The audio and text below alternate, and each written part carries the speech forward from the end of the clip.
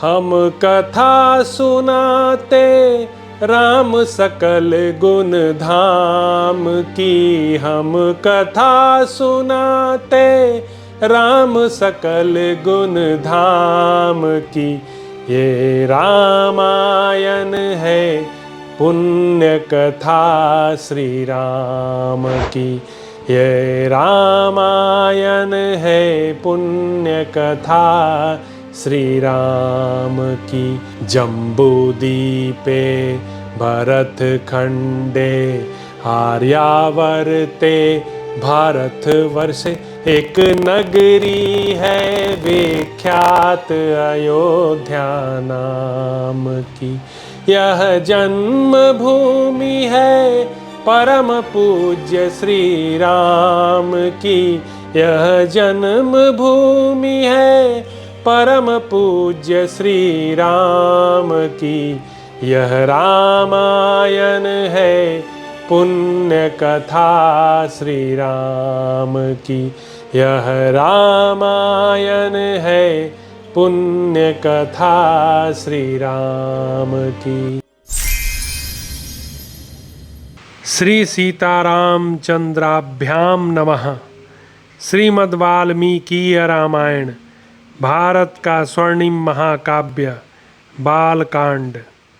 बालकांड 10वां सर्ग। अंग देश में ऋष्यशृंग के आने तथा शांता के साथ विवाह होने के प्रसंग का कुछ विस्तार के साथ वर्णन। राजा की आज्ञा पाकर उस समय सुमंत्र ने इस प्रकार कहना आरंभ किया। राजन, रोमपाद के मंत्रियों ने ऋष्यशृंग को वहां जिस प्रकार और जिस उपाय से बुलाया था वह सब मैं बता रहा हूं। आप मंत्रियों सहित मेरी बात सुनिए। उस समय अमात्यों सहित पुरोहित ने राजा रोमपाद से कहा, महाराज, हम लोगों ने एक उपाय सोचा है जिसे काम में लाने से किसी भी विघ्न बाधा के आने की संभावना नहीं है। ऋष्यशृंग मुनि सदा वन में ही रहकर तपस्या और स्वाध्याय में लगे रहते हैं। वे स्त्रियों को पहचानते तक नहीं हैं और विषयों के सुख से भी सर्वथा अनभिज्ञ हैं। हम मनुष्यों के चित्त को मथ डालने वाले मनोवांछित विषयों का प्रलोभन देकर उन्हें अपने नगर में ले आएंगे। इसके लिए शीघ्र प्रयत्न किया जाए। यदि सुंदर आभूषणों से विभूषित मनोहर रूप वाली वेश्याएं वहां जाए तो वे भांति भांति के उपायों से उन्हें लुभाकर इस नगर में ले आएंगी। इन्हें सत्कार पूर्वक भेजना चाहिए। यह सुनकर राजा ने पुरोहित को उत्तर दिया, बहुत अच्छा, आप लोग ऐसा ही करें। आज्ञा पाकर पुरोहित और मंत्रियों ने उस समय वैसी ही व्यवस्था की। तब नगर की मुख्य वेश्याएं राजा का आदेश सुनकर उस महान वन में गईं और मुनि के आश्रम से थोड़ी ही दूर पर ठहरकर उनके दर्शन का उद्योग करने लगीं। मुनि कुमार ऋष्यशृंग बड़े ही धीर स्वभाव के थे। सदा आश्रम में ही रहा करते थे। उन्हें सर्वदा अपने पिता के पास रहने में ही अधिक सुख मिलता था। अतः वे कभी आश्रम के बाहर नहीं निकलते थे। उन तपस्वी ऋषि कुमार ने जन्म से लेकर उस समय तक पहले कभी न तो कोई स्त्री देखी थी और न पिता के सिवा दूसरे किसी पुरुष का ही दर्शन किया था। नगर या राष्ट्र के गांवों में उत्पन्न हुए दूसरे प्राणियों को भी वे नहीं देख पाए थे। तदंतर एक दिन विभांडक कुमार ऋष्यशृंग अकस्मात घूमते फिरते उस स्थान पर चले आए जहां वे वेश्याएं ठहरी हुई थी। वहां उन्होंने उन सुंदरी वनिताओं को देखा। उन प्रमदाओं का वेश बड़ा ही सुंदर और अद्भुत था। वे मीठे स्वर में गा रही थी। ऋषि कुमार को आया देख सभी उनके पास चली आईं और इस प्रकार पूछने लगीं, ब्राह्मण, आप कौन हैं? क्या करते हैं? तथा इस निर्जन वन में आश्रम से इतनी दूर आकर अकेले क्यों विचर रहे हैं? यह हमें बताइए। हम लोग इस बात को जानना चाहती हैं। ऋष्यशृंग ने वन में कभी स्त्रियों का रूप नहीं देखा था और वे स्त्रियां तो अत्यंत कमनीय रूप से सुशोभित थीं। हाँ, उन्हें देखकर उनके मन में स्नेह उत्पन्न हो गया। इसलिए उन्होंने उनसे अपने पिता का परिचय देने का विचार किया। वे बोले, मेरे पिता का नाम विभांडक मुनि है। मैं उनका औरस पुत्र हूँ। मेरा ऋष्यशृंग नाम और तपस्या आदि कर्म इस भूमंडल में प्रसिद्ध है। यहाँ पास ही मेरा आश्रम है। आप लोग देखने में परम सुंदर हैं, अथवा आपका दर्शन मेरे लिए शुभकारक है। आप मेरे आश्रम पर चलें। वहां मैं आप सब लोगों की विधिपूर्वक पूजा करूंगा। ऋषि कुमार की यह बात सुनकर सब उनसे सहमत हो गईं। फिर वे सब सुंदरी स्त्रियां उनका आश्रम देखने के लिए वहां गईं। वहां जाने पर ऋषि कुमार ने यह अर्घ्य है, यह पाद्य है तथा यह भोजन के लिए फल मूल प्रस्तुत है, ऐसा कहते हुए उन सबका विधिवत पूजन किया। ऋषि की पूजा स्वीकार करके वे सभी वहां से चली जाने को उत्सुक हुई। उन्हें विभांडक मुनि का भय लग रहा था, इसलिए उन्होंने शीघ्र ही वहां से चली जाने का विचार किया। वे बोली, ब्राह्मण, हमारे पास भी ये उत्तम उत्तम फल हैं। विप्रवर, इन्हें ग्रहण कीजिए। आपका कल्याण हो। इन फलों को शीघ्र ही खा लीजिए, विलंब न कीजिए। ऐसा कहकर उन सबने हर्ष में भरकर ऋषि का आलिंगन किया और उन्हें खाने योग्य भांति भांति के उत्तम पदार्थ तथा बहुत सी मिठाइयाँ दी।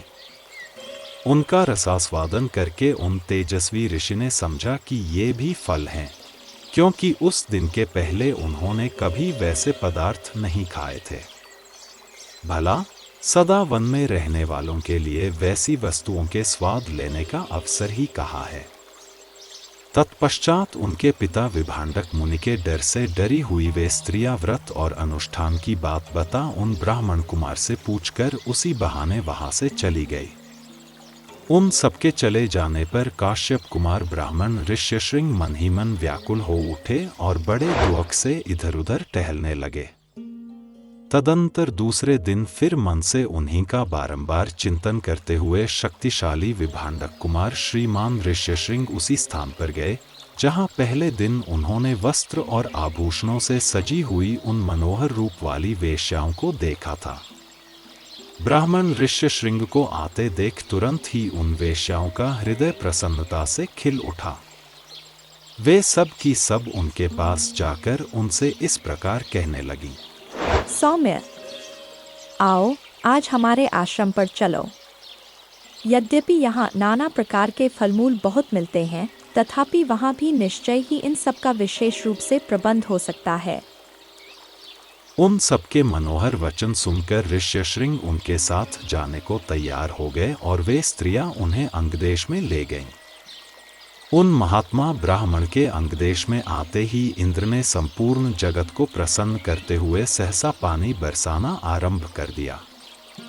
वर्षा से ही राजा को अनुमान हो गया कि वे तपस्वी ब्राह्मण कुमार आ गए। फिर बड़ी विनय के साथ राजा ने उनकी अगवानी की और पृथ्वी पर मस्तक टेककर उन्हें साष्टांग प्रणाम किया। फिर एकाग्रचित्त होकर उन्होंने ऋषि को अर्घ्य निवेदन किया तथा उन विप्रशिरोमणि से वरदान मांगा, भगवन, आप और आपके पिताजी का कृपा प्रसाद मुझे प्राप्त हो। ऐसा उन्होंने इसलिए किया कि कहीं कपटपूर्वक यहाँ तक लाए जाने का रहस्य जान लेने पर विप्रवर ऋष्यशृंग अथवा विभांडक मुनि के मन में मेरे प्रति क्रोध न हो। तत्पश्चात ऋष्यशृंग को अंतःपुर में ले जाकर उन्होंने शांत चित्त से अपनी कन्या शांता का उनके साथ विधिपूर्वक विवाह कर दिया। ऐसा करके राजा को बड़ी प्रसन्नता हुई। 11वां सर्ग। सुमंत्र के कहने से राजा दशरथ का सपरिवार अंगराज के यहाँ जाकर वहां से शांता और ऋष्यशृंग को अपने घर ले आना। तदंतर सुमंत्र ने फिर कहा, राजेंद्र, आप पुनः मुझसे अपने हित की वह बात सुनिए जिसे देवताओं में श्रेष्ठ बुद्धिमान सनत कुमार जी ने ऋषियों को सुनाया था। उन्होंने कहा था इक्ष्वाकु वंश में दशरथ नाम से प्रसिद्ध एक परम धार्मिक सत्य प्रतिज्ञ राजा होंगे। उनकी अंगराज के साथ मित्रता होगी। दशरथ के एक परम सौभाग्यशालिनी कन्या होगी जिसका नाम होगा शांता। अंगदेश के राजकुमार का नाम होगा रोमपाद। महायशस्वी राजा दशरथ उनके पास जाएंगे और कहेंगे, धर्मात्मन, मैं संतानहीन हूं। यदि आप आज्ञा दें तो शांता के पति ऋष्यशृंग मुनि चलकर मेरा यज्ञ करा दें। इससे मुझे पुत्र की प्राप्ति होगी और मेरे वंश की रक्षा हो जाएगी। राजा की यह बात सुनकर मन ही मन उस पर विचार करके मनस्वी राजा रोमपाद शांता के पुत्रवान पति को उनके साथ भेज देंगे। ब्राह्मण ऋष्यशृंग को पाकर राजा दशरथ की सारी चिंता दूर हो जाएगी और वे प्रसन्नचित्त होकर उस यज्ञ का अनुष्ठान करेंगे। यश की इच्छा रखने वाले धर्मज्ञ राजा दशरथ हाथ जोड़कर द्विजश्रेष्ठ ऋष्यशृंग का यज्ञ, पुत्र और स्वर्ग के लिए वरण करेंगे तथा वे प्रजापालक नरेश उन श्रेष्ठ ब्रह्मर्षि से अपनी अभीष्ट वस्तु प्राप्त कर लेंगे। राजा के 4 पुत्र होंगे जो अप्रमेय पराक्रमी, वंश की मर्यादा बढ़ाने वाले और सर्वत्र विख्यात होंगे। महाराज, पहले सत्ययुग में शक्तिशाली देव प्रवर भगवान सनत कुमार जी ने ऋषियों के समक्ष ऐसी कथा कही थी। पुरुष सिंह महाराज, इसलिए आप स्वयं ही सेना और सवारियों के साथ अंगदेश में जाकर मुनि कुमार ऋष्यशृंग को सत्कार पूर्वक यहां ले आइए। इस प्रकार महातेजस्वी ऋष्यशृंग राजा से पूजित हो संपूर्ण मनोवांछित भोग प्राप्त कर अपनी धर्म पत्नी शांता के साथ वहां रहने लगे। सुमंत्र का वचन सुनकर राजा दशरथ को बड़ा हर्ष हुआ। उन्होंने मुनिवर वशिष्ठ जी को भी सुमंत्र की बातें सुनाई और उनकी आज्ञा लेकर रनिवास की रानियों तथा मंत्रियों के साथ अंगदेश के लिए प्रस्थान किया, जहां विप्रवर ऋष्यशृंग निवास करते थे। मार्ग में अनेकानेक वनों और नदियों को पार करके वे धीरे धीरे उस देश में जा पहुंचे जहां मुनिवर ऋष्यशृंग विराजमान थे। वहां पहुंचने पर उन्हें द्विजश्रेष्ठ ऋष्यशृंग रोमपाद के पास ही बैठे दिखाई दिए। वे ऋषि कुमार प्रज्वलित अग्नि के समान तेजस्वी जान पड़ते थे। तदंतर राजा रोमपाद ने मित्रता के नाते अत्यंत प्रसन्न हृदय से महाराज दशरथ का शास्त्रोक्त विधि के अनुसार विशेष रूप से पूजन किया और बुद्धिमान ऋषि कुमार ऋष्यशृंग को राजा दशरथ के साथ अपनी मित्रता की बात बताई। उस पर उन्होंने भी राजा का सम्मान किया। इस प्रकार भली भांति आदर सत्कार पाकर नरश्रेष्ठ राजा दशरथ रोमपाद के साथ वहां 7-8 दिनों तक रहे। इसके बाद वे अंगराज से बोले, प्रजापालक नरेश, तुम्हारी पुत्री शांता अपने पति के साथ मेरे नगर में पदार्पण करे, क्योंकि वहां एक महान आवश्यक कार्य उपस्थित हुआ है। राजा रोमपाद ने बहुत अच्छा कहकर उन बुद्धिमान महर्षि का जाना स्वीकार कर लिया और ऋष्यशृंग से कहा, विप्रवर, आप शांता के साथ महाराज दशरथ के यहां जाइए। राजा की आज्ञा पाकर उन ऋषिपुत्र ने तथास्तु कहकर राजा दशरथ को अपने चलने की स्वीकृति दे दी। राजा रोमपाद की अनुमति ले ऋष्यशृंग ने पत्नी के साथ वहां से प्रस्थान किया। उस समय शक्तिशाली राजा रोमपाद और दशरथ ने एक दूसरे को हाथ जोड़कर स्नेहपूर्वक छाती से लगाया तथा अभिनंदन किया। फिर मित्र से विदा ले रघुकुलंदन दशरथ वहां से प्रस्थित हुए। उन्होंने पुरवासियों के पास अपने शीघ्रगामी दूत भेजे और कहलाया कि समस्त नगर को शीघ्र ही सुसज्जित किया जाए। सर्वत्र धूप की सुगंध फैले। नगर की सड़कों को झाड़ बुहार कर उन पर पानी का छिड़काव कर दिया जाए तथा सारा नगर ध्वजा पताकाओं से अलंकृत हो।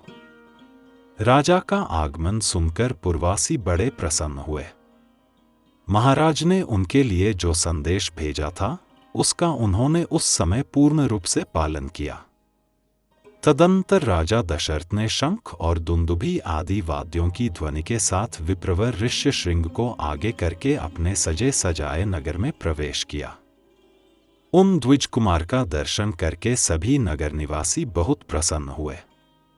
उन्होंने इंद्र के समान पराक्रमी नरेंद्र दशरथ के साथ पुरी में प्रवेश करते हुए ऋष्यशृंग का उसी प्रकार सत्कार किया जैसे देवताओं ने स्वर्ग में सहस्राक्ष इंद्र के साथ प्रवेश करते हुए कश्यपनंदन वामन जी का समादर किया था।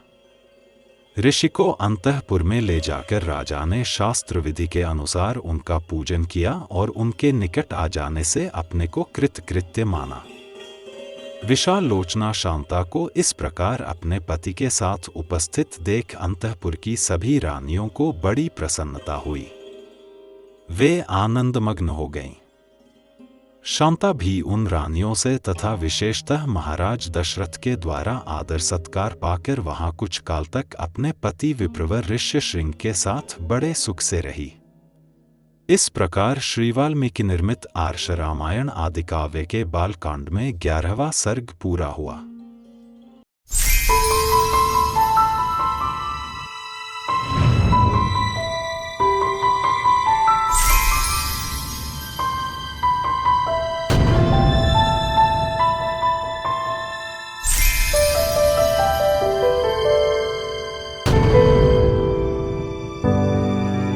हम कथा सुनाते राम सकल गुण धाम की, हम कथा सुनाते राम सकल गुण धाम की। ये रामायण है पुण्य कथा श्री राम की, ये रामायण है पुण्य कथा श्री राम की। जम्बूदीपे भरत खंडे आर्यावर्ते भारत वर्षे, एक नगरी है विख्यात अयोध्या नाम की। यह जन्म भूमि है परम पूज्य श्री राम की, यह जन्म भूमि है परम पूज्य श्री राम की। यह रामायण है पुण्य कथा श्री राम की, यह रामायण है पुण्य कथा श्री राम की।